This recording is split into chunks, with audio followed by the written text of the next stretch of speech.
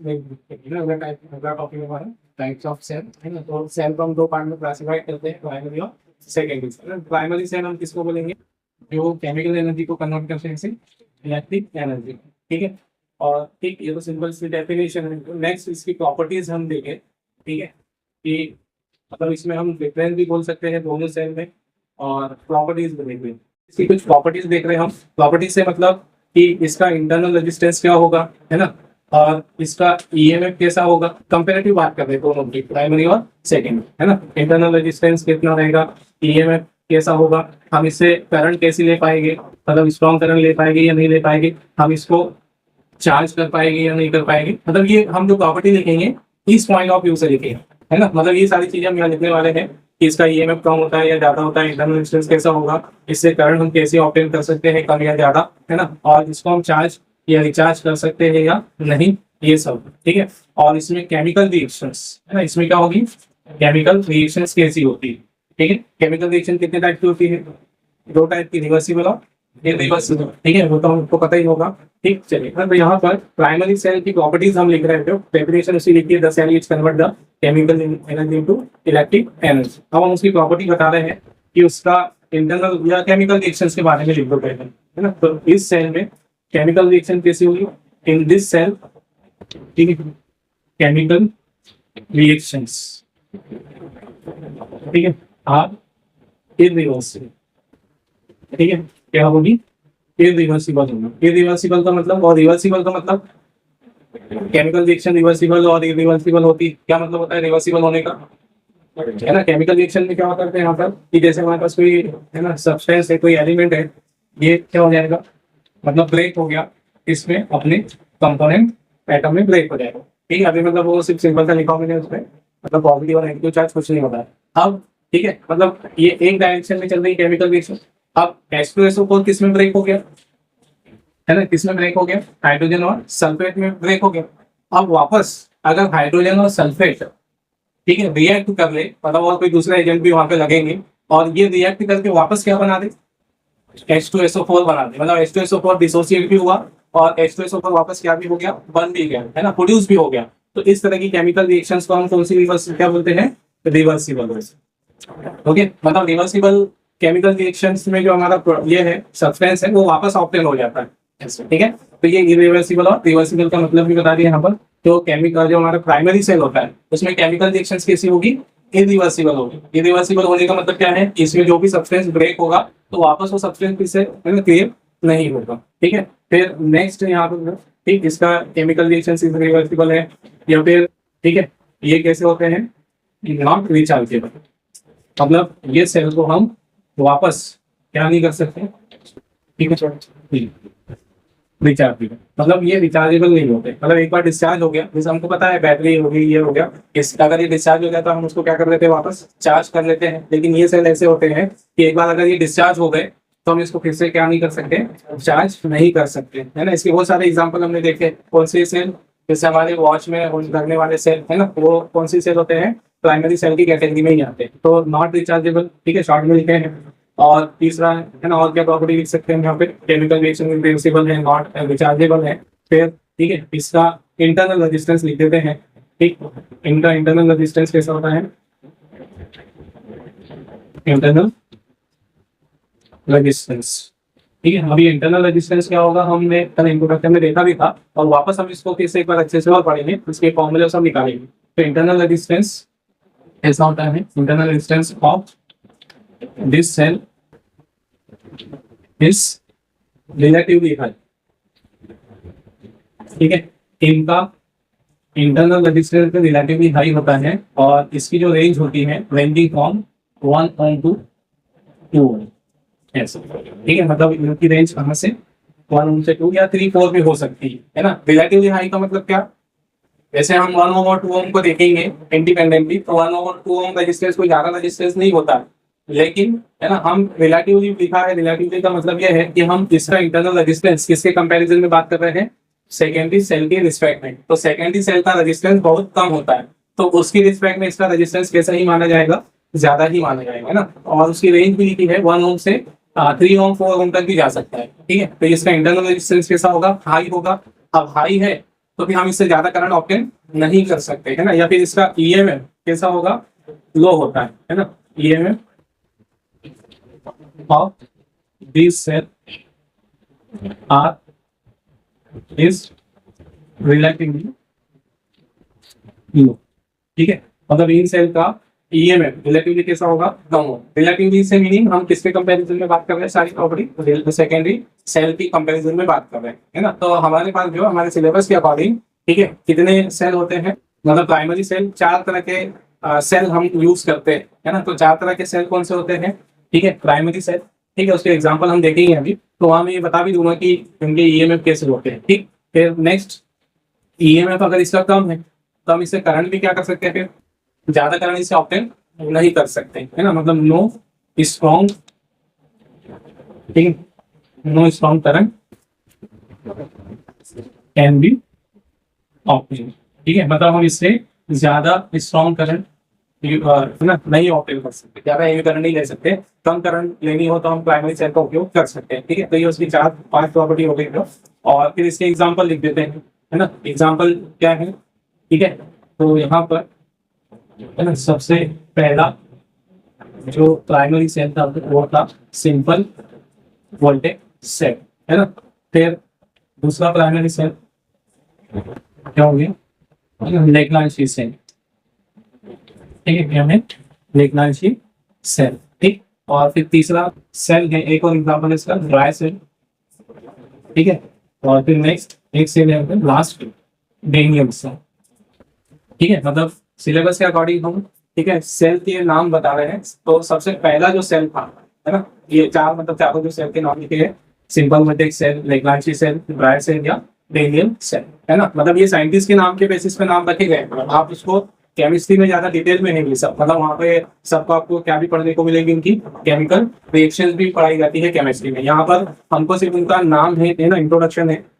तो 4 सेल के नाम लिखे हमने यहाँ पे, सिंपल वोल्टेज सेल, ठीक है, दूसरा है लेग्रांजी सेल, तीसरा है ड्राई सेल और चौथा है डेनियल सेल। तो सबसे पहला जो सेल बनाया था साइंटिस्ट वोल्टा ने बनाया था, तो उसी के नाम के बेसिस पे इसका नाम क्या रखा गया था, सिंपल वोल्टेज सेल, है ना, या उसको वोल्टा सेल भी बोलते हैं, है ना। और इस सेल में कुछ कमियां थी, मतलब इससे ज्यादा करंट ऑब्टेन नहीं कर सकते थे, ज्यादा लंबे टाइम के लिए यूज नहीं कर सकते थे। तो फिर वो कमियां किसने दूर की, लेग्रांजी साइंटिस्ट का नाम है, उसने उसकी कुछ कमियां कुछ हद तक दूर कर, है ना। फिर लेग्रांजी सेल का ही अनदर फॉर्म कौन सा सेल है, ड्राई सेल। मतलब लेग्रांजी सेल और ड्राई सेल, है ना, सेम सेल है, बस डिफरेंस क्या है उसमें कि लेग्रांजी सेल में जो इलेक्ट्रोलाइट यूज होता है ना, वो केमिकल फॉर्म में होता है, मतलब लिक्विड फॉर्म में होता है। और ड्राई सेल में जो इलेक्ट्रोलाइट होता है वो किस में होता है, पेस्ट के फॉर्म, है ना, ड्राई होता है, इसलिए उसका नाम क्या रखा गया है, ड्राई सेल। ड्राई सेल किसको बोलते हैं, देखे हैं ड्राई सेल, ये सुने हैं, कौन से सेल ड्राई सेल होते हैं, मतलब जो हम घर में यूज करते हैं किसमें, वॉच में, रिमोट में, है ना, वो सेल हमारे कौन से सेल होते हैं, ड्राई सेल होते हैं, है ना। एक्चुअल में लेग्रांजी सेल है उसका, ठीक है, दूसरा फॉर्म कौन सा सेल है, ड्राई सेल। मतलब एक ही सेल है, उनकी केमिकल रिएक्शन सेम है ना, ठीक। मतलब बैटरी में उसमें लगने वाले सेल, ठीक। फिर लास्ट जो क्या है, डेनियल सेल, है ना। डेनियल सेल, डेनियल साइंटिस्ट का नाम, मतलब क्या बताया हमने, सबसे पहले वोल्टेज सेल बना, वोल्टेज सेल में कुछ कमियां थी, उसमें कोई डिफेक्ट थे, तो वो डिफेक्ट, है ना, थोड़े बहुत कम हुए किसमें, लेग्रांजी सेल में। मतलब लेग्रांजी सेल का यूज हम करंट लेने के लिए करते हैं, लेकिन इससे हम ज्यादा टाइम का करंट नहीं ले पाते थे। इससे हमको क्या करना पड़ता था, दूर के करंट लेना पड़ता है ना। जैसे थोड़े टाइम के लिए करंट लेना है, फिर उसके बाद उसको रोकना पड़ता था, उसको केमिकल रिएक्शन उसकी रोकनी पड़ती थी, फिर उसके बाद यूज किया जाता था। तो ये थोड़े से बाद ये, है ना, इनकन्वीनियंस था, ठीक। तो फिर सबसे सही, मतलब ये सारी चीजें कलेक्ट कर दी गई किसमें, डेनियल सेल, है ना। तो डेनियल सेल सबसे बेटर सेल माना जाता है सभी प्राइमरी सेल में, इसलिए डेनियल सेल को क्या भी बोला जाता है, स्टैंडर्ड सेल बोला जाता है, ठीक है। स्टैंडर्ड सेल मतलब एक्सपेरिमेंट में इसमें हमको अगर किसी सेल का यूज करना है ना, तो किसका यूज किया जाता है, स्टैंडर्ड सेल, मतलब किसका यूज किया जाता है, डेनियल सेल का, ठीक है। तो ये तो जो प्राइमरी सेल। अब यहाँ पर देखो कि हमने बोला था कि इनकी ईएमएफ, है ना, इनके ईएमएफ कैसे होते हैं, कम होते हैं, ठीक है। तो हमारे पास जैसे यहाँ पर, ठीक, 2 सेल जो है, एक सिंपल वोल्टेज सेल, ठीक है, सिंपल वोल्टेज सेल मतलब वैल्यू बताओ, और दूसरा कौन सा है, डेनियल सेल, है ना, सिंपल वोल्टेज सेल और डेनियल सेल। इनका ईएमएफ, है ना, इनका ईएमएफ होता है 1.08 वोल्ट, मतलब ये ज्यादा हाई वोल्ट नहीं बना पाते, 1 वोल्ट के आसपास बनाते, है ना। और दूसरा कौन सा सेल है, ड्राई सेल, या कौन सा सेल बोलते हैं इसको, लेग्रांजी सेल, है ना। मतलब ये इसमें सेम केमिकल होते हैं, ठीक है। तो ड्राई सेल और लेग्रांजी सेल का ईएमएफ कितना होता है बता सकते हैं? हम घर में जो सेल टॉर्च में या फिर किसी में यूज करते हैं, रिमोट में, कभी देखा है उसका, उस पर ईएमएफ देखा आता है, कितना आता है? देखा है हमने कभी सेल? सेल तो हमने देखा है, लेकिन कभी उसमें पढ़ने की प्रॉपर्टी पढ़ी है कि उसका वोल्ट कितना है, ईएमएफ कितना है ना। तो वो उस पर इतना लिखा होता है। आप कभी देखोगे सेल को, तो है ना, ड्राई सेल को टॉर्च में लगने वाले सेल, तो आपको उस पर इतना लिखा हुआ मिलेगा, है ना, 1.5, ठीक है। तो ड्राई सेल और लेग्रांजी सेल, इनका दोनों का ईएमएफ कितने रहता है? 1.5, है ना। मतलब ये जो प्राइमरी सेल वाले हैं, कितने भी तरह के प्राइमरी सेल होंगे, वो ज्यादा से ज्यादा कितना ही ईएमएफ बना पाते हैं, बस 1.5। इसलिए इनका ईएमएफ रिलेटिवली कम होता है किसकी, इसमें, सेकेंडरी सेल के, ठीक है। तो ये एग्जांपल के लिए उनके नाम भी लिख दिए हमने यहाँ पे, और उनके ईएमएफ, ठीक है। फिर नेक्स्ट अगली प्रॉपर्टी है, अगला टाइप है सेकेंडरी सेल, है ना। और सेकेंडरी सेल,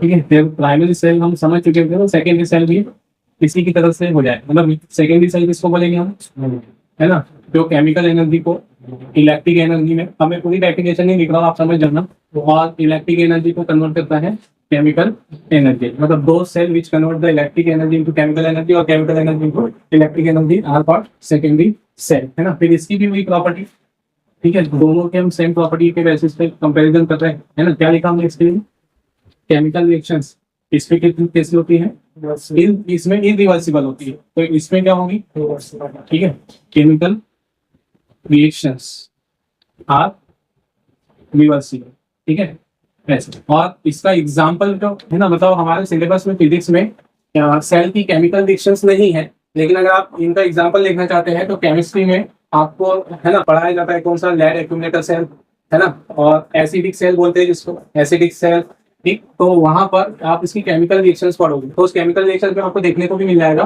कि जो सब्सटेंस ब्रेक होता है आयनेशन के बाद, वापस वो फॉर्म भी हो जाता है ना। और उसका मीनिंग वैसे बता भी चुका हूँ, ठीक। तो केमिकल रिएक्शन उसमें कैसे होगी, एक सेल में रिवर्सिबल होती है। दूसरी प्रॉपर्टी क्या लिखते हैं, ये वाले सेल कैसे होते हैं, नॉट रिचार्जेबल, ये कैसे होगी, रिचार्जेबल। मतलब हम इनको क्या कर सकते हैं, है ना, डिस्चार्ज होने के बाद चार्ज कर सकते हैं, ठीक है। फिर अगली प्रॉपर्टी क्या लिखी हमने, इंटरनल रेजिस्टेंस कैसा होता है इसका, रिलेटिवली हाई होता है इनका इंटरनल रेजिस्टेंस, है ना, इंटरनल रेजिस्टेंस, ठीक है, रिलेटिवली लो, है ना। और इसकी जो रेंज होती है इंटरनल रेजिस्टेंस की, इनका इंटरनल रेजिस्टेंस एटमॉक्स 0.1 ओम से, ठीक है, 0.2 ओम तक होता है। मतलब 1 ओम से नीचे नीचे हमने ऐसा लिख दिया 0.1 से 0.2 का, इसका मतलब ये नहीं कि इसके बीच में ही होगा, थोड़ा बहुत वेरी कर सकता है, लेकिन 1 ओम से कैसे ही रहेगा, कम ही रहेगा, है ना। किस तरह से, मतलब 1 ओम से कम रहेगा, तो फिर इंटरनल रेजिस्टेंस कम है, तो फिर इसका क्या ज्यादा होगा, ईएमएफ, है ना। ईएमएफ कैसा होगा, रिलेटिवली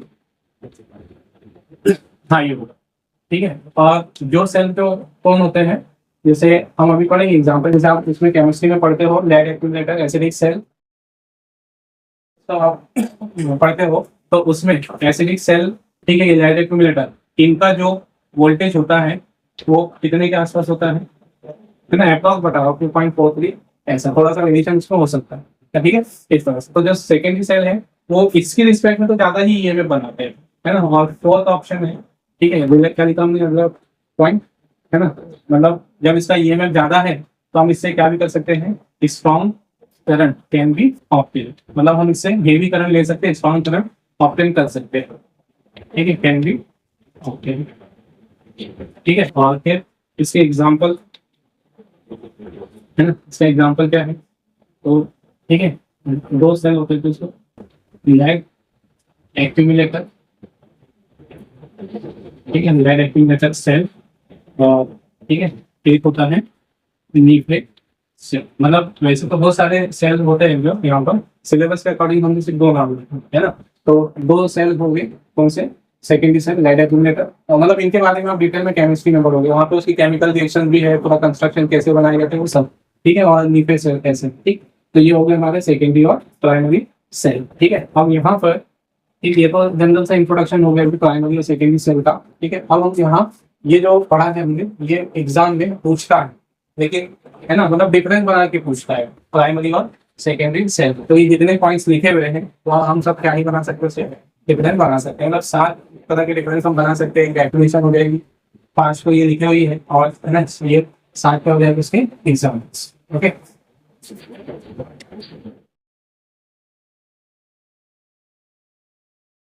ठीक है। नेक्स्ट देखिए अगला टॉपिक हमारा terms related to the cell, है ना। मतलब सेल का हमने इंट्रोडक्शन पढ़ा, उसकी मतलब उसकी फंक्शनिंग हमने देखी थी कि सेल केमिकल एनर्जी को इलेक्ट्रिकल और इलेक्ट्रिक को केमिकल में किस तरह से कन्वर्ट करता है ना। नेक्स्ट टॉपिक है हमारा सेल से रिलेटेड टर्म्स, है ना। तो सेल से रिलेटेड हम 5 टर्म यहाँ पर ना देखेंगे। पहला है EMF of cell, terminal voltage of cell, है ना। इन्हीं का इंट्रोडक्शन देखते चल रहा है हमको।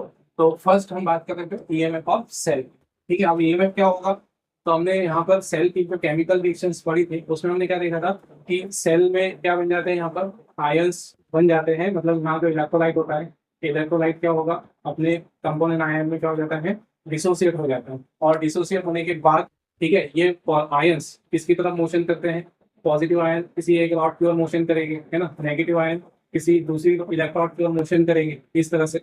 और यहाँ पर क्या हो जाता है कि ये जो इलेक्ट्रोड है, एक इलेक्ट्रोड हाई पोटेंशियल पे, दूसरी इलेक्ट्रोड किस पर आ जाती है, लो पोटेंशियल पर आ जाती है ना। मतलब यहाँ पर इसके बीच में क्या डेवलप हो जाती है, क्या क्रिएट हो जाती है, एनर्जी प्रोड्यूस हो जाती है, ठीक है, ध्यान रखना। और हमने क्या बोला था यहाँ पर कि पॉजिटिव आयन और नेगेटिव आयन को, जितने आयन्स को रॉड की तरफ जाना होगा उतने चले जाएंगे, और बाकी के आयन क्या हो जाते हैं, वेस्ट हो जाते हैं, रुक जाते हैं, है ना। हमने इसका फंक्शनिंग में सब पढ़ चुके हैं यहाँ पर, ठीक है। तो क्या होगा यहाँ पर कि जैसे इसमें 1000 आयन्स थे, तो 1000 में से 500 इधर चले गए, 500 मतलब कुछ चले जाएंगे, और बाकी की जो रेस्ट वो रहेंगे वो कहाँ पर रुक जाएंगे, बीच में ही स्टेबल हो जाए, मतलब उनकी मोशन रुक जाए, ठीक है। अब यहाँ पर देखो, जैसे ही इसमें केमिकल रिएक्शंस खत्म हुई, इसके एक प्लेट पर क्या आ जाएगा, एक इलेक्ट्रॉन पे हाई पोटेंशियल, दूसरे पे क्या आ जाएगा, लो पोटेंशियल आ जाएगा। मतलब यहाँ पर क्या प्रोड्यूस हो गई, एक एनर्जी प्रोड्यूस हो गई, ठीक है।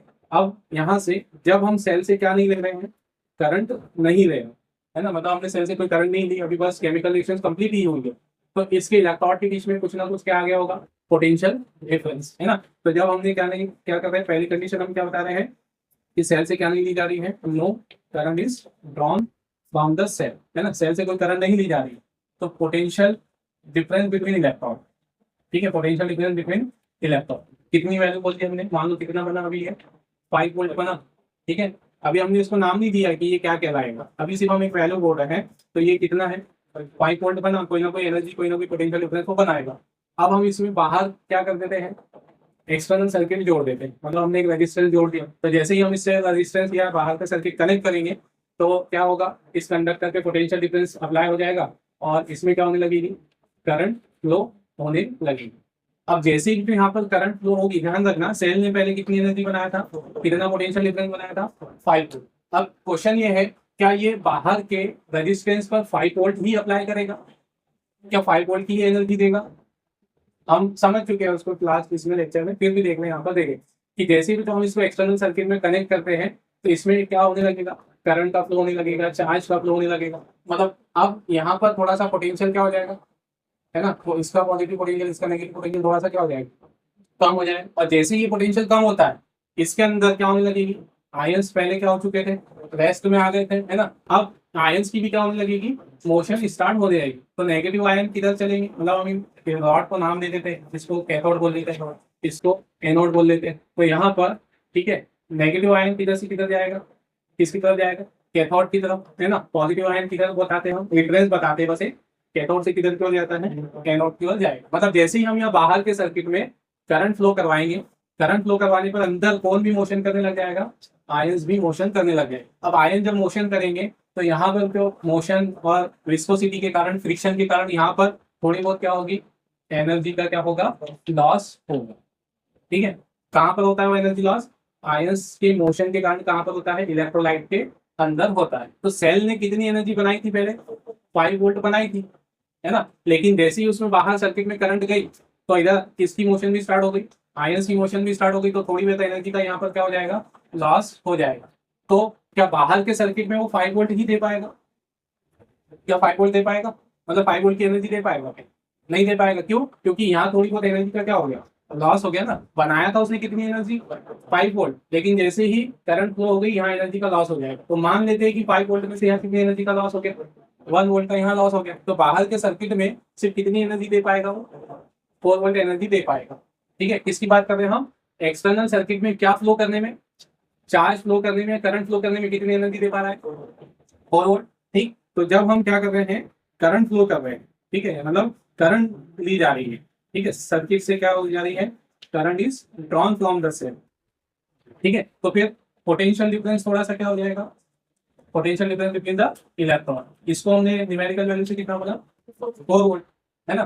तो अब जब करंट नहीं ले रहे हैं तो ये जो पोटेंशियल डिफरेंस था, ठीक, थोड़ा ज्यादा था, तो है ना, ये बनाई गई एनर्जी थी, तो इस बनाई गई एनर्जी को, प्रोड्यूस की गई एनर्जी को हमने क्या नाम दे दिया, ईएमएफ ऑफ सेल। मतलब ईएमएफ ऑफ सेल क्या है, जब सेल से करंट नहीं ले रहे हैं, है ना, एक डेफिनेशन तो ये बनती है उसकी, when no current is drawn from the cell, potential difference between the electron of cell. मतलब सेल से जब हम करंट नहीं ले रहे तो उस समय जो पोटेंशियल डिफरेंस होगा वही उसका क्या कहलाएगा, ईएमएफ ऑफ सेल। फिर दूसरी कंडीशन हमने क्या देखी कि करंट ले रहे हैं हम, उससे करंट लेने पे पोटेंशियल डिफरेंस थोड़ा सा पहले के रिस्पेक्ट में क्या होगा, कम हो गया। तो फिर ये जो पोटेंशियल डिफरेंस था करंट लेने पर, ये जो एनर्जी थी जो बाहर की सर्किट में वो दे रहा था, इसका नाम क्या रखा गया, इसका नाम रखा गया टर्मिनल वोल्टेज, या फिर हम इसको पोटेंशियल डिफरेंस भी बोलते हैं, है ना, टर्मिनल वोल्टेज भी बोलते हैं या पोटेंशियल डिफरेंस, दोनों नाम चलते हैं। और इसको किससे डिनोट करते हैं, V से, ईएमएफ को जिससे C से। ठीक, अब एक डेफिनेशन तो ये हो गई, मतलब ईएमएफ को किसको बोल रहे हैं हम, ईएमएफ किसको भी बोला जा रहा है, ईएमएफ पोटेंशियल डिफरेंस, एनर्जी को भी बोल रहे हैं, और या फिर क्या बोल रहे हैं, potential difference between the electron, कब, when no current is drawn from the cell, जब सेल से करंट नहीं ली जा रही तो potential difference between the electron और सेल क्या कहलाएगा हमारा, ईएमएफ ऑफ सेल। मतलब ईएमएफ ऑफ सेल की एक डेफिनेशन बन गई, अभी हम उसको और डिफाइन करेंगे दूसरे तीसरे तरीके से। ठीक है, फिर नेक्स्ट देखो किसकी, potential difference between the electron of cell, जब क्या कर रहे हैं उनसे, when current is drawn from the cell, तो उस पोटेंशियल डिफरेंस को क्या बोला जाता है, टर्मिनल वोल्टेज ऑफ सेल। मतलब अभी हम पोटेंशियल डिफरेंस और दोनों की डेफिनेशन समझ गए, फिर इसके बाद सीधे हमको उनके फॉर्मूले सब लिखना रहेगा बस। ठीक है, तो एक तो हमने ईएमएफ की डेफिनेशन ये बोली, potential difference between the electron of cell when no current is drawn from the cell. अब देखो यहाँ पर बाहर के सर्किट में जो फ्लो होने, मतलब एक्सटर्नल सर्किट में, ठीक है, एक्सटर्नल सर्किट में करंट फ्लो करने के लिए कितनी एनर्जी दी गई, है ना, 4 वोल्ट। मतलब हम ईएमएफ की अब एक डेफिनेशन और बना सकते हैं। ठीक है, देखो 4 वोल्ट क्या है, ये एनर्जी है, कौन सी energy, energy provided by the cell, cell ही दे रहा है ना, provided by the cell in flow of charge, in flow of charge, कहां पर, चार्ज का फ्लो कहां पर करने में, इन एक्सटर्नल सर्किट, मतलब हमने बाहर से जो तार जोड़ा है उसमें। ठीक, अब इसमें हम किसको जोड़ दें, 1 वोल्ट। ये 1 वोल्ट किसको बोला था हमने, एनर्जी लॉस बोला था। ये एनर्जी लॉस या एनर्जी कहाँ यूज होती है, आयंस को क्या करवाने में, मोशन करवाने में यूज हो जाती है ना। तो आयंस मतलब किसके अंदर मोशन करते हैं, इलेक्ट्रोलाइट। तो इलेक्ट्रोलाइट को हम इंटरनल सर्किट बोल देते हैं। मतलब ये 1 वोल्ट क्या है, energy provided by the cell in flow of ions या इन फ्लो ऑफ चार्ज, कहां पर, इनसाइड द इलेक्ट्रोलाइट, या उसको हम इंटरनल सर्किट बोल रहे हैं, है ना। तो यहाँ ये 1 वोल्ट क्या हो गई, एनर्जी, ये भी एनर्जी हो गई, energy provided by the cell, है ना। और किसके फ्लो में, in flow of charge, ion flow है, आयन भी क्या ही है, चार्ज ही है, तो इन फ्लो ऑफ चार्ज, और कहां पर, इन, हम इलेक्ट्रोलाइट ना बोलते हुए इसको क्या बोल रहे हैं, internal circuit. Internal circuit word use कर रहे हैं किसके लिए, इलेक्ट्रोलाइट। तो ये 1 वोल्ट क्या था, energy provided by the cell in flow of charge in internal circuit. ये क्या था, energy provided by the cell in flow of charge in external circuit. तो अब इन दोनों को अगर हम ऐड कर देंगे तो ये किसके बराबर आ गया, 5 वोल्ट है ना। और ये 5 वोल्ट ही, इस 5 वोल्ट को ही हमने क्या बोला था, ईएमएफ ना। तो ईएमएफ किसके बराबर, दोनों एनर्जी का सम।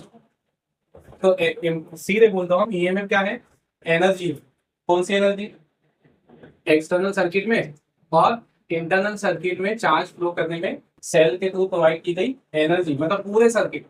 मतलब ये यहाँ ये वाली एनर्जी देखेंगे सिर्फ ये वाली, तो वो क्या कहलाएगी, पोटेंशियल डिफरेंस, या क्या कहलाएगा, टर्मिनल वोल्टेज। और उसमें ये वाली एनर्जी भी मिला दे अंदर सर्किट करंट फ्लो करवाने में, तो ये वाली एनर्जी भी मिला देंगे, तो वो क्या बन जाएगा, ईएमएफ ऑफ सेल। तो ईएमएफ ऑफ सेल की डेफिनेशन क्या बनेगी, पूरे सर्किट में क्या घुमाने में, चार्ज फ्लो करवाने में, है ना, पूरा सर्किट बोल सकते हैं हम। तो क्या हो जाएगी, पूरे सर्किट में चार्ज फ्लो करने में सेल के थ्रू प्रोवाइड की गई एनर्जी या सेल के थ्रू किया गया वर्क क्या कहलाएगा, ईएमएफ ऑफ सेल। तो ईएमएफ ऑफ सेल की मेन डेफिनेशन हम यही लिखते हैं। तो ईएमएफ क्या हो गया, ईएमएफ क्या है, ध्यान देना, नाम क्या है उसका, ईएमएफ का पूरा नाम क्या है, इलेक्ट्रोमोटिव फोर्स। लेकिन क्या वो फोर्स है ना, ईएमएफ का पूरा नाम क्या है, इलेक्ट्रोमोटिव फोर्स, लेकिन वो फोर्स नहीं है, क्या है वो, एनर्जी। कौन सी एनर्जी, ये हमने अभी डिफाइन, तो कैसे डिफाइन करोगे उसको, energy provided by the cell, या एनर्जी प्रोवाइडेड ना बोलते हुए क्या भी बोल सकते हैं, work done by the cell, है ना। तो सेल वर्क कार्य में करता है, एनर्जी क्यों का कार्य में देता है, इन फ्लो ऑफ चार्ज। अब चार्ज तो कितना भी हो सकता है, मतलब 1 कूलम भी हो सकता है, 2 कूलम भी हो सकता है, तो हम कितना चार्ज ले लें यहाँ पर, यूनिट चार्ज। तो यूनिट चार्ज को पूरे सर्किट में घुमाने में सेल जितनी एनर्जी देगा, वही एनर्जी इन दोनों को मिला दोगे तो वही किसके बराबर आएगी हमारे। तो ये मैं की डेफिनेशन क्या लिखूंगा, पहली एक तो ये लिख चुके अपन, अब इसके बेसिस पे क्या लिखोगे, ये में क्या है, दोनों एनर्जी का सम ना, तो सम मतलब पूरा सर्किट बोल रहे हैं, तो क्या हो जाएगी definition, energy provided by the cell in flow of unit charge, या work done by the cell in flow of unit charge in entire circuit, ठीक, is called electromotive force of cell, या उसको हम क्या बोलते हैं शॉर्ट में, EMF of cell, है ना। तो वही इसकी डेफिनेशन लिख रहे हैं, क्या लिखेंगे, work done by, work done भी लिख सकते हो, एनर्जी भी लिख सकते हो, work done by the cell,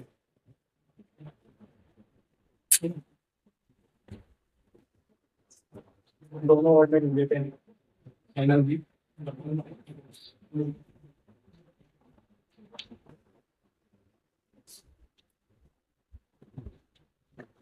ठीक है, work done by the cell या energy provided by the cell in flow of unit charge entire circuit, ठीक है। एंटायर सर्किट से मतलब यहाँ पर क्या रहेगा, एक्सटर्नल सर्किट जो हम कनेक्ट करेंगे वो, और क्या रहेगा, इलेक्ट्रोलाइट, है ना। Entire circuit unit circuit is called,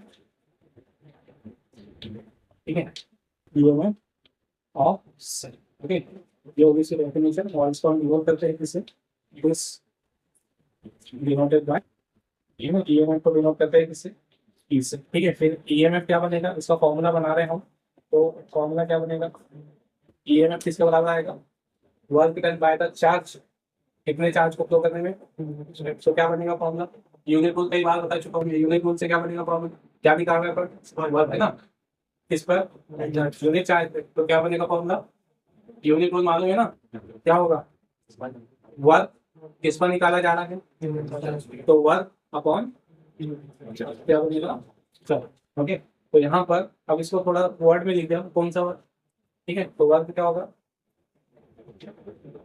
work done in flow of charge, work done in flow of charge in entire circuit, ठीक है। एंटायर सर्किट से मतलब एक्सटर्नल और इंटरनल बोल, और अपॉन में क्या देगा, ओके। इसको हम रिमोट करते हैं ई से, ठीक है, कैपिटल ई बता देते हैं, ठीक है, और वर्क को हम रिमोट करेंगे किससे, डब्ल्यू से, और चार्ज को क्यू से, है ना। तो ये डेफिनेशन हो गई किसकी, या फॉर्मूला हो गया किसका, ईएमएफ। एक्चुअली में सारे फॉर्मूले सेम है, ईएमएफ मतलब उधर हमने पोटेंशियल पढ़ा है ना, पोटेंशियल पढ़ा था, या पोटेंशियल डिफरेंस पढ़ा था, पोटेंशियल का फॉर्मूला भी क्या था, वर्क अपॉन चार्ज, है ना, मतलब पोटेंशियल भी वो वर्क था, तो सेम फॉर्मूला रहेगा, बस यहाँ थोड़ा सा वर्डिंग बदल जाएगी ना। तो एक डेफिनेशन तो ये होगी किसकी, इलेक्ट्रोमोटिव फोर्स या ईएमएफ ऑफ सेल की। दूसरे तरीके से दूसरी डेफिनेशन हमने क्या समझी थी यहाँ पे, जब हम सेल से क्या नहीं ले रहे हैं, करंट नहीं ले रहे, when no current is drawn from the cell, potential difference between the electrode of cell is called EMF of cell. मतलब हम यहाँ पर ईएमएफ की ये वाली डेफिनेशन भी लिख सकते हैं, ठीक है। मतलब 3 तरीके से हम डिफाइन कर सकते हैं किसको, ईएमएफ ऑफ सेल। तो ये दूसरे वर्डिंग में भी लिख देते हैं उसकी डेफिनेशन, जो हमको यूज करना है यूज कर सकते हैं, ठीक है। क्या आ जाएगी definition, when no current is drawn from the cell, then potential difference between the electrode of so this is called EMF of sense, है ना। एक बॉडी ये हो गई, अब इसी को हम अदर वर्ड में और डिफाइन कर सकते हैं, है ना। मतलब सारे टेक्निकल वर्ड है, हमने जैसे सर्किट के बारे में बताया था, ठीक है। मतलब ध्यान रखना, ये जो हम डेफिनेशन लिख रहे हैं फिर पोटेंशियल डिफरेंस को हम ज्यादा एक्सप्लेन नहीं करेंगे, थोड़ा सा चेंज करना पड़ेगा, है ना। अब देखो यहाँ पर हमने सर्किट के लिए क्या बोला, जैसे कोई सर्किट है, इस सर्किट में बैटरी कनेक्टेड है, सेल कनेक्टेड है, एक की लगी हुई है ना, और की अभी क्या है, की ओपन, की ओपन है, मतलब अभी इसमें पोटेंशियल डिफरेंस नहीं है ना। पोटेंशियल डिफरेंस नहीं है तो करंट जाएगी क्या, करंट फ्लो नहीं होगी, है ना, मतलब करंट फ्लो नहीं होगी।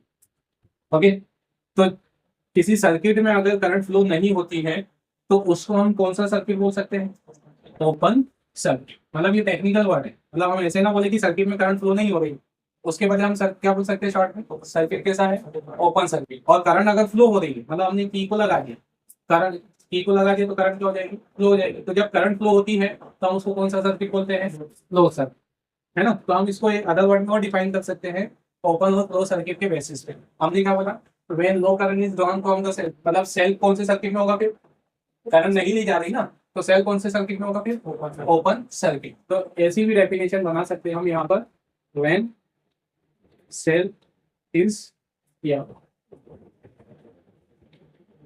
पोटेंशियल डिफरेंस बिटवीन द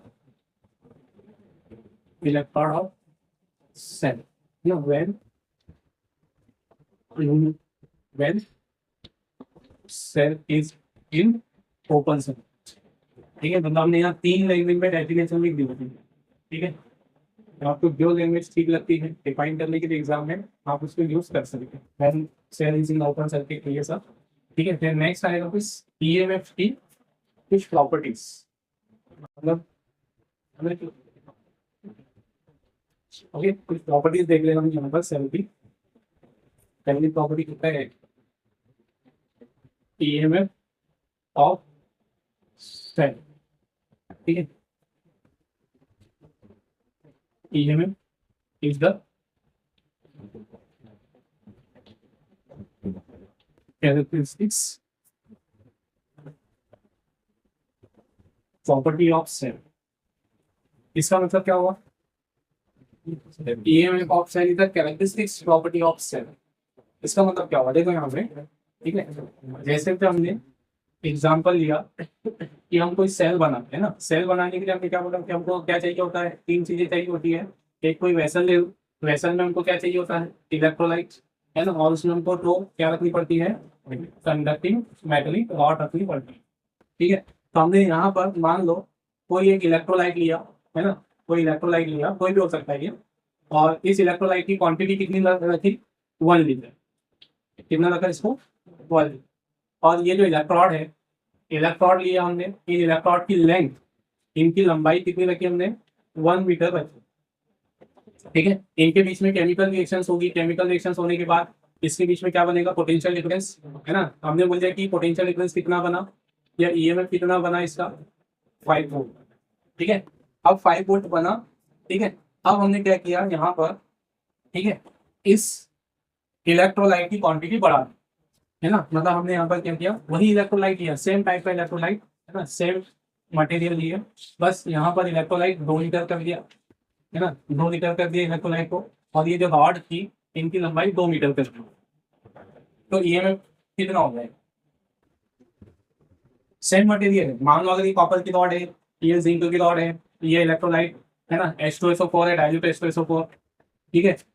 यहाँ पर भी वही है ना, डाइल्यूट H2SO4 ही मान लो, नाम भी लिख देते हैं थोड़े समझ के लिए। और यहाँ पर भी रॉड कॉपर की और जिंक की, बस डिफरेंस क्या है कि यहाँ पर हमने उसकी लेंथ कितनी मान ली, 2 मीटर, यहाँ पर हमने इलेक्ट्रोलाइट की क्वांटिटी कितनी कर दी, 2 लीटर कर दी, मतलब डबल कर दी, लंबाई भी डबल कर दी इलेक्ट्रॉन्स की, और यहाँ पर उसका जो इलेक्ट्रोलाइट था उसकी क्वांटिटी भी क्या कर दी, डबल कर दी। तो EMF कितना होगा, पहले कितना EMF बना रहा था, अब कितने बनाएंगे, क्या लग रहा है, मैंने ज्यादा लिक्विड ले लिया ना, 1 लीटर के बदले 2 लीटर ले लिया हमने यहाँ पर, है ना। जो रॉड थी वो ज्यादा लंबाई वाली ले ली, डबल लंबाई वाली ले ली, तो फिर 10 वोल्ट बनाएगा, है ना। देखो 10 वोल्ट क्यों बनाएगा, उस पे जो पोटेंशियल डिफरेंस बन रहा है वो एक्चुअल में डिपेंड किस बात पे करता है। जब हमने पूरी पूरी थ्योरी पढ़ी है उसकी लास्ट लेक्चर में, क्या बोला था हमने कि यहाँ पर आयंस कंडक्टर के अंदर, सॉरी इलेक्ट्रोलाइट के अंदर कौन मोशन करते हैं, आयंस मोशन करते हैं। क्या पूरे आयन एक साथ मोशन कर जाएंगे? नहीं ना। जैसे इसमें हमने बोला कि 1000 आयन बने हैं, ठीक है, 1000 आयंस है, तो क्या पूरे 1000 पॉजिटिव और 1000 इधर चले जाएंगे? नहीं, ऐसा नहीं होता है ना। कुछ पॉजिटिव आयन मोशन करेंगे इसकी तरफ, कुछ पॉजिटिव और नेगेटिव आयन इसकी तरफ मोशन करेंगे, और बाकी क्या हो जाएंगे, रुक जाएंगे। जैसे मान लो कितने आयन मोशन कर रहे थे इधर, मान लेते हो कि कितने आयन ने मोशन किया, 500 ने मोशन किया, और बाकी के भी 500 किसमें पड़े रहेंगे, वो इलेक्ट्रोलाइट में रहेंगे ना। तो इलेक्ट्रोलाइट में रुक क्यों गए? पूरे हमने लास्ट क्वेश्चन इसमें पढ़ा, हमने क्या बोला था कि 1000 आयन है, तो क्या 1000 एक साथ चले जाएंगे? नहीं, पूरे आयन नहीं जाते, कुछ आयन जाते और बाकी रुक जाते। तो इनको रोक कौन रहा था, कौन रोक रहा था? इलेक्ट्रिक फील्ड या इलेक्ट्रिक फोर्स, है ना। क्या होता है, ये पॉजिटिव आयन इसके पास आता है तो इसमें पॉजिटिव चार्ज आता है, ये नेगेटिव आयन इसके पास आता है तो इस पे नेगेटिव चार्ज आता है। मतलब यहाँ पर क्या बन जाता है, इलेक्ट्रिक फोर्स और इलेक्ट्रिक फील्ड बन जाता है। तो ये इलेक्ट्रिक फोर्स मान लो कितने आयंस ने मोशन किया, अभी 500 ने आयन मोशन किया, तो 500 आयन ने कितना इलेक्ट्रिक फील्ड बनाया, कितना फोर्स बनाया वहां पे, मान लो 10 न्यूटन बनाए। तो अब ये 10 न्यूटन, हर 500 आयन थे, 500 आयन बचे हुए थे, है ना, 500 आयन इसमें बचे हुए, ठीक। अब वो आयन रुक गए, क्यों रुक गए? क्योंकि उन पर ये 10 न्यूटन फोर्स लगने लग गया। तो ये 10 न्यूटन फोर्स ने उसको क्या कर दिया, रोक दिया। देखो जैसे 10 न्यूटन है, मतलब ये आयन आ रहा होगा, मतलब 500 आयन अंदर पड़े हुए, अभी 500 में से एक आयन आया इलेक्ट्रॉन की तरफ, तो इस पे भी कितना फोर्स लग रहा होगा, 10 न्यूटन ना। अगला आयन आएगा उस पर भी कितना, मतलब हर आयन पर कितना ही फोर्स लगेगा, 10 न्यूटन ही लगेगा, चाहे वो 1000 बचे या 500 बचे। मतलब मटेरियल में बचे हुए आयन अगर 500 है तो उसमें से हर आयन पे कितनी फोर्स लगेगा, 10 ना, ठीक। मतलब कितनी लगने वाला है, 10 न्यूटन फोर्स ही लगेगा। अब ये 10 न्यूटन फोर्स काफी था काय के लिए, उनकी मोशन को रोकने के लिए। मतलब 10 न्यूटन जैसी फोर्स बना, हमने एक वैल्यू ले ली उसको समझने के लिए, तो जैसे यहाँ 10 न्यूटन फोर्स बन रहा, 10 न्यूटन फोर्स जनरेट हुआ, उसने सारी आयन की मोशन को रोक दिया। कितने आयन ही मोशन कर रहे थे सिर्फ 500, मतलब टोटल कितने माने थे हमने, 1000 में से 500 ने मोशन कर दी, और यहाँ पर कितने बचे, 500 बचे। तो 500 आयन मोशन के बाद कितना फील्ड बना दिए, 10 न्यूटन का फोर्स बना दी। अब देखो यहाँ पर, ठीक है, तो 10 न्यूटन का मतलब 500 आयन ने कितने का वोल्ट बनाया यहाँ पर, 5 वोल्ट का। 500 जो मोशन कर चुके उन्होंने 5 वोल्ट बनाए। अब हमने लिक्विड को 2 लीटर ले लिया, इलेक्ट्रोलाइट को हमने कितना ले लिया, 2 लीटर ले लिया। तो उसमें क्या बढ़ गई होगी, आयंस की संख्या बढ़ गई होगी, नंबर ऑफ आयन बढ़ गए। मान लो पहले हमने टोटल कितने माने थे, 1000 माने थे, अब कितने हैं, 2000 है ना। अब 2000 है, अब इस 2000 में से कितने ही आयन मोशन कर रहे हैं, बस 500 ने मोशन की, मतलब 500 मोशन करके इसकी तरफ आए, प्लेट की तरफ, और 500 में से इसकी तरफ मोशन करके इस प्लेट की तरफ आए। तो यहाँ 500 ने फिर से कितना इलेक्ट्रिक फोर्स बना दिया होगा, 10 न्यूटन का बनाया होगा ना, ठीक। अब बचे हुए कितने हैं इसमें, 1500 है। अब इन 1500 में से हर एक एटम पर कितना ही फोर्स लग रहा होगा, 10 न्यूटन का। मतलब 500 आयन जैसे ही मोशन कर रहे हैं, इधर फोर्स बढ़कर 10 न्यूटन हो गया। अब ये 10 न्यूटन काफी हो गया किसको रोकने के लिए, बाकी के बचे हुए आयन्स को रोकने के लिए। तो मतलब रॉड पे कितने ही आयन जाएंगे, 2000 थे पहले टोटल, तो क्या 2000 में से ज्यादा चले जाएंगे, कितने ही जाएंगे, अभी 500 ही जाएंगे, क्योंकि 500 जाने पर कितने का फील्ड बन जा रहा है, 10 न्यूटन का फील्ड बन जा रहा है, 10 न्यूटन का फोर्स बन जा रहा है। 10 न्यूटन का फोर्स इलेक्ट्रॉन को, सॉरी आयंस को क्या कर देता है, रोक देता है। तो हम यहाँ पर भी उतने ही जा रहे थे, तो यहाँ पर भी कितने ने मोशन की, 500 गए थे, और यहाँ पर भी सिर्फ कितने ही ज्यादा जा पाए थे, भले इसमें 2000, लेकिन इलेक्ट्रॉन पे तो कितने ही जा पाए, 500 ना। तो इस पर भी जो चार्ज आएगा वो कितने आयंस के कारण ही आएगा, तो फिर क्या इधर भी ईएमएफ इतना ही होगा, ये ईएमएफ कितने आयंस का था, तो इधर 500 आयंस आए, तो इस पे भी कितने ही आएगा, इस पर भी कितने ही आएगा, 5 वोल्ट ही आएगा। तो हमको लग क्या रहा था कि यार हमने रॉड की लंबाई बढ़ा दी, इलेक्ट्रोलाइट का क्वांटिटी बढ़ा दी, तो हमको लगा कि ईएमएफ ज्यादा कर देगा, लेकिन एक्चुअल में है ना ईएमएफ उतना ही बनेगा, ठीक है। ईएमएफ क्या है ना, चाहे आप क्वांटिटी कितनी भी लो इसकी बड़ी क्वांटिटी, पर डिफरेंस क्या आएगा भाई, इलेक्ट्रॉन मतलब ये ज्यादा डिफरेंस रहा इलेक्ट्रिक फील्ड, इसकी ड्यूरेशन पे है ना, मतलब ये सिर्फ लंबे टाइम तक चले, इसमें क्योंकि ज्यादा आयंस बचे ना, फिर करंट इसमें मतलब यहाँ डिफरेंस आता है, मतलब ईएमएफ में डिफरेंस नहीं आएगा। तो ईएमएफ किस पर डिपेंड नहीं कर रहा, इलेक्ट्रोलाइट की क्वांटिटी पे डिपेंड नहीं कर रहा है, ना ही साइज और शेप पर डिपेंड कर रहा है। ठीक, मतलब आप सेम मटेरियल लो, ठीक, इलेक्ट्रोलाइट सेम लो, सेम कंडक्टर वो रॉड लो, हमेशा ईएमएफ कितना ही बनेगा, अगर 5 वोल्ट बन रहा है तो उतना ही बनेगा, चाहे आप इतना बड़ा सेल बनाओ उस वोल्ट का, और चाहे आप उसका इतना बड़ा सेल बनाओ, हमेशा अगर वो कितना वोल्ट देगा 5 वोल्ट, तो कितना ही देगा 5 वोल्ट ही देगा। फिर सेल बड़ा और छोटा बनाने से कोई फायदा नहीं है, बस कहाँ फायदा होगा हमको कि बड़ा सेल होगा तो ज्यादा टाइम तक चलेगा, ऐसा, ठीक है। तो यहाँ पर ईएमएफ टाइम के सॉरी ईएमएफ चेंज नहीं होता, क्या चेंज होने के कारण, इलेक्ट्रॉन की साइज चेंज होने के कारण या इलेक्ट्रोलाइट की क्वांटिटी चेंज होने के कारण क्या चेंज नहीं होता, ईएमएफ चेंज नहीं होता है। तो जो प्रॉपर्टी चेंज नहीं होती है उस प्रॉपर्टी को हम क्या लिखते हैं, कैरेक्टरिस्टिक प्रॉपर्टी ऑफ सेल। इसलिए ये लिखा गया है ईएमएफ ऑफ सेल, है ना, क्या है, is the characteristic property of cell, ठीक है, मतलब ये चेंज नहीं होगा, ठीक है। अब चेंज होगा तो किस पर होगा, ठीक है, देख अब यहाँ पर ये जैसे कॉपर था, है ना, अब इस कॉपर में से मैं यहाँ पर इस रॉड को रबर से बदल देता हूँ, रबर की रॉड डाल दिया, अब क्या होगा, अगर हमने कॉपर की रॉड थी, ये कॉपर का मटेरियल था, कंडक्टर था, अब हमने वो रॉड निकाल के रबर की रॉड डाल दी, क्या सेल रहेगा, सेल तब होगा, सेल की वर्किंग क्या है, जो एक रॉड पे पोटेंशियल देता है हाई पोटेंशियल, दूसरे पे लो बनता है, हाई पोटेंशियल लो पोटेंशियल कब बनता है, जब एक रॉड से वो इलेक्ट्रॉन दे पाएगा या एक रॉड इलेक्ट्रॉन दे पाएगी। अब ये तो हमने रबर कर दिया ना, रबर तो क्या है, इंसुलेटर, ना तो ये चार्ज ले पाएगा नहीं चार्ज दे पाएगा, तो इधर कोई पोटेंशियल नहीं आएगा, है ना, मतलब ईएमएफ अब इसका कितना हो जाएगा, 0, मतलब ईएमएफ अब चेंज हो गया। तो ईएमएफ किस पर डिपेंड कर रहा है, ये जो इलेक्ट्रोड था उसका मटेरियल बदल दिया, मतलब नेचर बदल दिया ना, पहले क्या थी वो कंडक्टिंग थी, अब क्या होगी इंसुलेटर होगी, या, है ना। अब दूसरा देखें कि हम इसको नहीं बदलते, हम इसको कॉपर का ही रहने देते, हमने इलेक्ट्रोलाइट H2SO4 के बदले यहाँ पर वाटर ले लिया, प्योर वाटर, अब क्या होगा, प्योर वाटर क्या होता है, मैं कल कल में देखा ना, इसके लास्ट इससे पहले हमने बताया था कि जो लिक्विड होता है वो 3 तरह का होता है, कैसा होता है लिक्विड, एक तो करंट जाने नहीं देगा, और एक करंट जाने देगा तो केमिकल स्ट्रक्चर में कोई चेंज नहीं आएगा, उसको हम क्या बोलते हैं, कंडक्टिंग लिक्विड। और एक लिक्विड कैसा होगा कि जिसमें करंट जाएगी और उसका आयंस में डिसोसिएशन हो जाएगा, उसको क्या बोला जाता है, इलेक्ट्रोलाइट। और तीसरा क्या बोला था हमने कि जो करंट जाने नहीं देगा उसको क्या बोलते हैं, इन करंट नहीं फ्लो होने देता ऐसे मटेरियल को क्या बोला जाता है, इंसुलेटर ना। तो ये क्या हो गया, तो इसमें करंट ही नहीं जाएगी, मतलब इसमें आयनाइजेशन ही नहीं होगा, इसका क्या नहीं बनेगा, इसमें आयंस ही नहीं बनेगी, आयंस नहीं बनेगी तो ईएमएफ भी, तो ईएमएफ किस पर डिपेंड कर रहा है,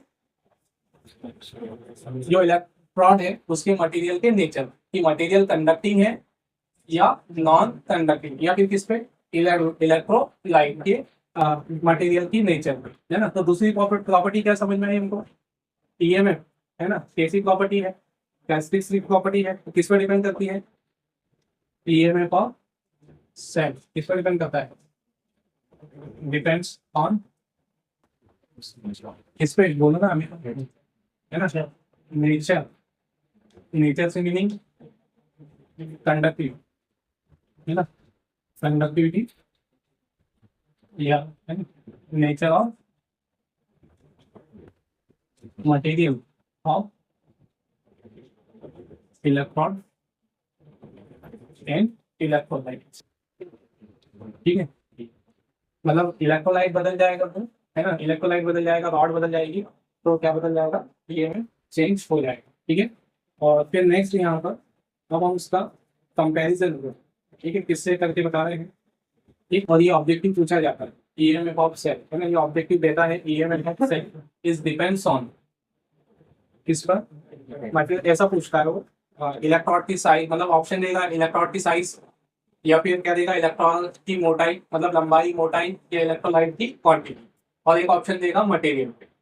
तो सही ऑप्शन हमारा क्या देगा, मतलब ईएमएफ इज डिपेंड्स ऑन, और 4 ऑप्शन देगा आपको, क्या देगा, लेंथ ऑफ इलेक्ट्रॉड, है ना, एरिया ऑफ इलेक्ट्रॉड, या फिर क्वांटिटी ऑफ इलेक्ट्रोलाइट, और उसमें क्या रहेगा, नेचर ऑफ मटेरियल या मटेरियल ऑफ इलेक्ट्रॉड और इलेक्ट्रोलाइट। तो कौन सा ऑप्शन हमारा सही होगा, मटेरियल वाला, मतलब मटेरियल सुनते ही इसको सिलेक्ट कर लो, ठीक है, ऑप्शन में कुछ भी दे सकता है वो, एक ये हो गया। फिर नेक्स्ट यहाँ से, है ना, हम इसको अब किसके कंपैरिजन में बता रहे हैं, है ना, 3 प्रॉपर्टी और दिख रहा है इसकी, ठीक है, तीन प्रॉपर्टी किसके कंपैरिजन में, पोटेंशियल डिफरेंस। मतलब हम सेल को, देखो या तो सेल से हम क्या नहीं कर रहे होंगे, कोई करंट नहीं ले रहे होंगे, है ना, मतलब सेल सिर्फ रखा हुआ है, उससे कोई करंट नहीं ली जाए, तो उस केस में हम किसको कंपेयर करेंगे, ईएमएफ और पोटेंशियल डिफरेंस। और सेल में से हम क्या ले रहे होंगे, करंट ले रहे होंगे, करंट ड्रॉन की जा रही होगी, उस केस में कंपैरिजन करेंगे हम किसको, ईएमएफ और टर्मिनल वोल्टेज। और या तो फिर सेल को क्या किया जा रहा होगा, चार्ज किया जा रहा होगा, चार्ज किया जा रहा होगा, मतलब सेल में क्या हो रही होगी, करंट फ्लो हो रही होगी, किसमें, सेल में। तो इन तीन कंडीशन में हम कंपैरिजन करेंगे किसका, ईएमएफ और टर्मिनल वोल्टेज। ठीक है, ये हमारे मतलब डिफरेंस में पूछता है, ये सारी चीजें ये लिखनी होती है, इसलिए मैं लिख दे रहा हूँ यहाँ पे। ठीक है, तो क्या होगा यहाँ पे देखो, जब कौन से केस में, है ना, मतलब सेल कैसा लगा हुआ है, सेल से कोई करंट नहीं ली जा रही है ना, मतलब सेल ऐसे रखा है, ठीक है, when no current is drawn from the cell.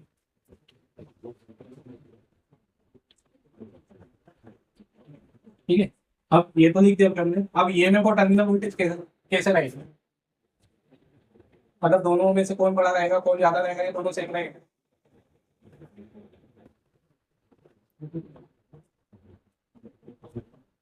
देखो करंट जब फ्लो होगी तो बाहर के सर्किट में करंट जैसे ही जाएगी, अंदर एनर्जी का लॉस हो जाएगा, तो बाहर के सर्किट में कम एनर्जी मिलेगी। और जब हमने करंट ली ही नहीं है मान लो, तो जितनी एनर्जी वो बना रहा है उतनी एनर्जी देगा भी ना, तो दोनों कैसे होगी फिर, सेम होगी, है ना, मतलब when no current is drawn from the cell then EMF and terminal voltage,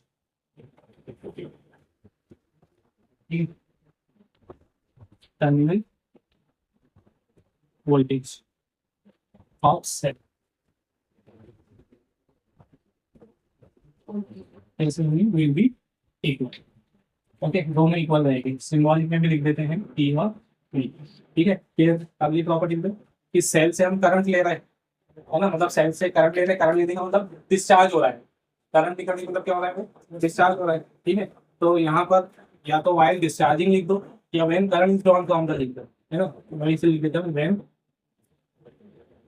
current is drawn from the cell, मतलब सेल से करंट ले रहे हैं हम, drawn from the cell. Okay, short में इसको क्या लिख दें, वाइल डिस्चार्ज, मतलब सेल क्या होगा, डिस्चार्ज होगा, वाइल डिस्चार्जिंग ऑफ सेल। कौन बड़ा होगा इसमें से, कंपेयर करना है ना इलेक्ट्रिक ईएमएफ और टर्मिनल वोल्टेज, और हम देख भी चुके डेफिनेशन में कौन बड़ा रहता है। अरे जब हमने अभी पढ़ा ना यहाँ पे, सेल जितनी एनर्जी बनाता है उसको हम ईएमएफ बोलते हैं, और जैसे ही हमने करंट लेना स्टार्ट किया तो वो चार्ज सर्किट घूमना है अंदर नीचे, मतलब मॉलिक्यूल ओ सॉरी इलेक्ट्रोलाइट के अंदर आयन भी मोशन करते हैं, तो वहाँ पर एनर्जी का क्या होता है, लॉस होता है। तो बाहर के सर्किट में कम एनर्जी मिलती है ना, तो बाहर के सर्किट में जो एनर्जी देता है उसको अपन क्या बोलते हैं, टर्मिनल वोल्टेज। तो कौन कम रहेगा, ईएमएफ कम रहेगा कि टर्मिनल वोल्टेज, टर्मिनल वोल्टेज कैसा होगा, कम होगा, और ईएमएफ ज्यादा होगा, है ना। तो when current is drawn from the cell while discharging of cell, क्या होगा, the EMF of cell will be greater than, ठीक है, will be greater than terminal voltage। Okay, और सिंबल में लिख दो इसको यहाँ पे E greater than this। Okay, फिर नेक्स्ट जब हम सेल को क्या कर रहे होंगे, मतलब एक तो करंट ले रहे होंगे, डिस्चार्ज हो रहा होगा या चार्ज हो रहा होगा, या फिर ना तो चार्ज हो रहा है ना ही डिस्चार्ज हो रहा है, चीज पता हुआ है। तो हम दो केस तो देख चुके, ना ही चार्ज हो रहा है डिस्चार्ज हो रहा है, मतलब कुछ नहीं कर रहे उससे, तो दोनों सेम होते हैं। अब दूसरा क्या है, करंट ले रहा है, मतलब क्या हो रही है, डिस्चार्जिंग हो रही है। और तीसरा केस क्या है, सेल को क्या कर रहे हैं हम, चार्ज कर रहे हैं, तो चार्ज करते टाइम क्या होगा, अगला पॉइंट पॉइंट, ठीक, when current is flows into the cell, ध्यान रखना सेल में करंट फ्लो होने की बात करें, ठीक है, जैसे लिखो वाइल चार्जिंग ऑफ सेल। ठीक है, सेल को जब हम चार्ज कर रहे हैं तो चार्ज करने की टेक्निक क्या है, कौन ज्यादा होगा कौन कम होगा। चार्ज करने के लिए हम क्या करते हैं, जैसे तो हमारे पास में सेल है और सेल कितना ईएमएफ बना रहा है, कितना ईएमएफ वाला है, 2 वोल्ट वाला, तो इसको चार्ज करने के लिए हम क्या करेंगे, इसके टर्मिनल के साथ एक्सटर्नल बैटरी जोड़ेंगे, है ना, बैटरी कनेक्ट करेंगे। तो ये बैटरी का टर्मिनल वोल्टेज कितना होना चाहिए, इसका पोटेंशियल डिफरेंस कितना होना चाहिए, क्या वो भी 2 वोल्ट होना चाहिए, नहीं उससे ज्यादा होना चाहिए, मतलब है ना 2 वोल्ट से ज्यादा ही होना चाहिए। तो देखो बैटरी का पोटेंशियल डिफरेंस किससे ज्यादा है, मान लो 5 वोल्ट है, मान लेते हैं कितना है 5 वोल्ट, तो सेल की इलेक्ट्रोड पर भी कितना ही पोटेंशियल डिफरेंस आ जाएगा, इस पर भी इससे कनेक्ट है तो कितना ही आ जाएगा 5 वोल्ट ही आएगा ना।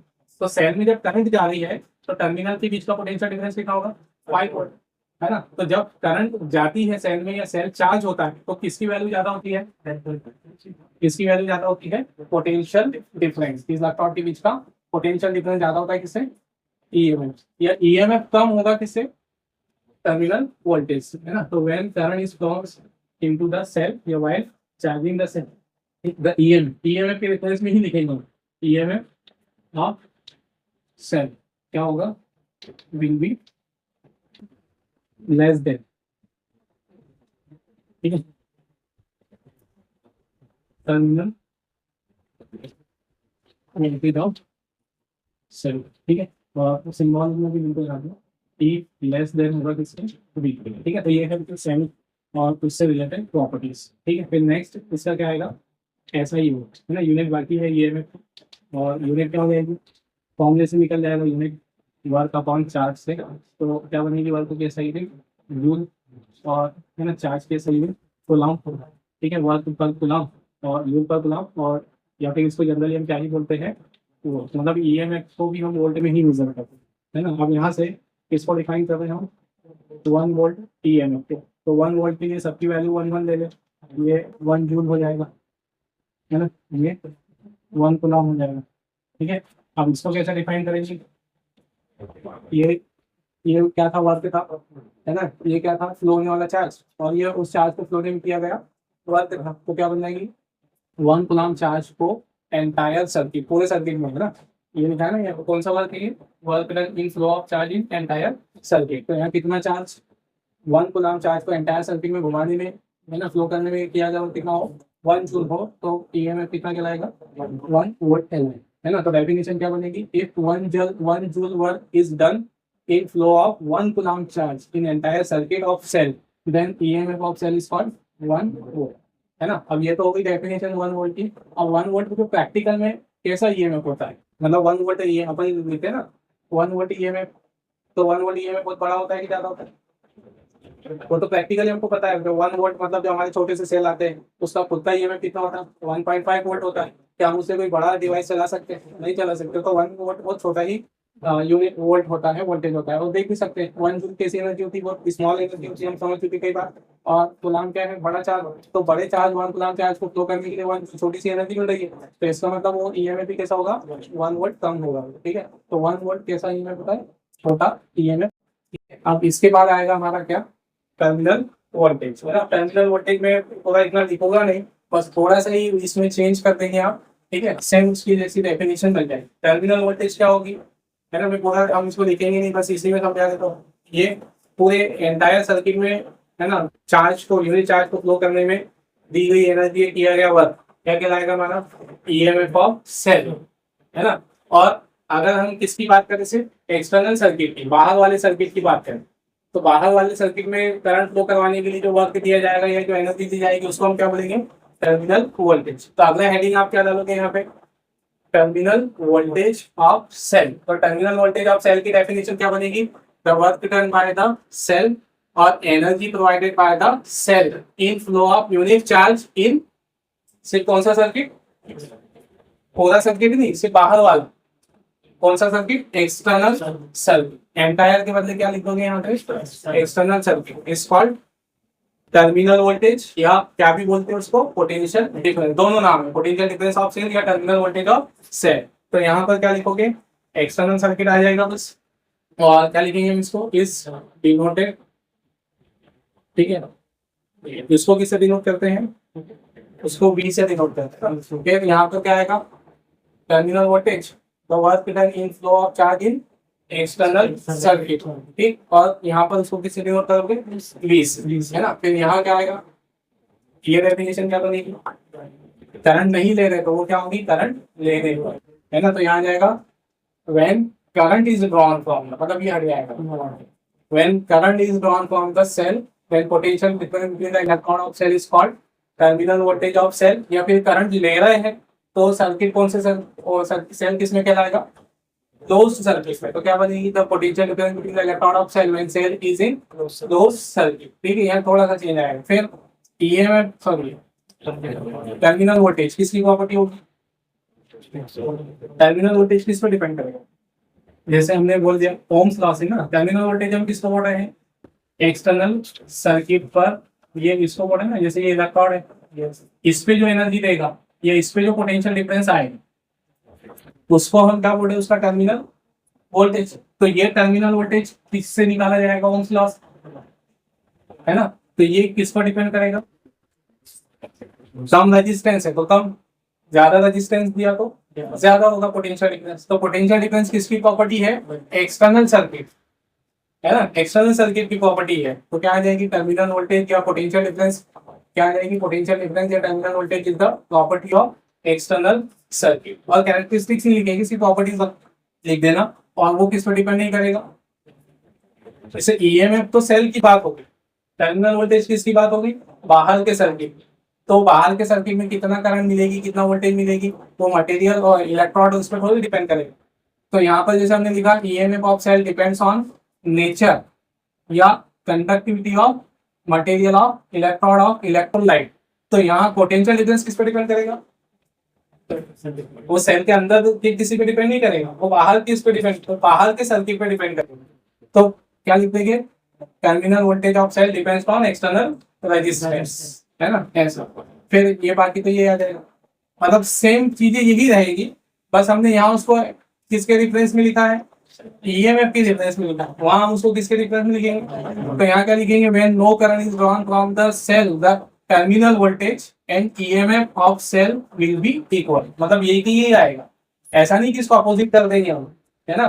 फिर क्या होगा, when current is drawn from the cell, cell से करंट लेने पर कौन ज्यादा होगा, ईएमएफ ज्यादा होगा, और हमेशा यही ज्यादा रहेगा। अगर आप इसको टर्मिनल वोल्टेज में लिखोगे तो ऐसा मत लिख देंगे कि वोल्टेज ज्यादा रहेगा, बस लिखने का तरीका क्या रहेगा, when current is drawn from the cell या wiring discharging of cell the EMF. हम ये किसके बारे में बता रहे पहले, ईएमएफ के। जब हम इसको किसकी प्रॉपर्टी में लिखेंगे, टर्मिनल वोल्टेज की, तो किसके बारे में बता रहे हैं यहाँ पे, terminal voltage of cell will be less than the EMF of cell, है ना। मतलब ये तो सेम रहेगी प्रॉपर्टी, बस लिखने का तरीका थोड़ा सा चेंज हो जाएगा, है ना। और वो क्या हो जाएगा, when current is flows into the cell या while charging of cell the EMF of cell will be less than terminal voltage. या फिर इसको हम टर्मिनल वोल्टेज क्या लिख सकते हैं, greater than EMF of cell. तो सेम यही रहेगा, है ना। मतलब मीनिंग में बदल देना कि ये कम होगा, ये ज्यादा होगा, बस टर्मिनल वोल्टेज का नाम पहले लिखना। तो यहाँ क्या लिखेंगे, when current is flows into the cell या while charging of the cell the terminal voltage of cell will be sorry क्या लिखोगे, terminal voltage of cell will be greater than EMF of cell, और उसकी unit भी यही बनेगी। बस यहाँ हमने जो डिफाइन किया था 1 जूल, है ना, कौन से सर्किट में बोलने में बोला था हमने, पूरे सर्किट में घुमाने में बोला था, यहाँ एक्सटर्नल सर्किट यूज होगा बस, है ना। If 1 joule work is done in flow of charge in external circuit, ठीक, in flow of 1 coulomb charge, then potential difference is called 1 volt. Okay, तो सेम रहेगा, बस थोड़ा सा चेंज करना वहां कर लेंगे। ओके।